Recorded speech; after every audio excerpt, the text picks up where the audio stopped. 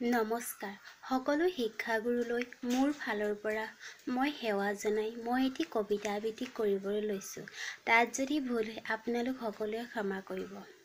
কবিতাৰ শিৰোনাম গুৰুৰ প্ৰণামৰ তোমাক। মানৱ সভ্যতাৰ ভেটি সুদীঘল কৰি শিক্ষাৰ পোহৰ বিলাই একোজন শিক্ষকে কুলকিতৰ অন্ধকাৰ নাশ কৰি জ্ঞান বিয়পাই একোজন শিক্ষকে যাৰ ভৰসাতে লপকৈ বাঢ়ে সপোন জীৱনৰ গছডালক যিয়ে বাঢ়িবলৈ শিকায় নিজে জ্বলি জ্বলি আনক পোহৰ দিয়া প্ৰত্যেকজন শিক্ষকলৈ নতশিৰে প্ৰণাম। শিক্ষকসকল কাহানিও অস্ত নোযোৱা জ্ঞানৰ বীজ সিঁচা সৰোজ সদৃশ্য যাৰ উত্তাপৰ বাবে বৰ্তি আছে এই সমাজ। গুৰুৰ প্ৰণামৰ তোমাক। নমস্কাৰ।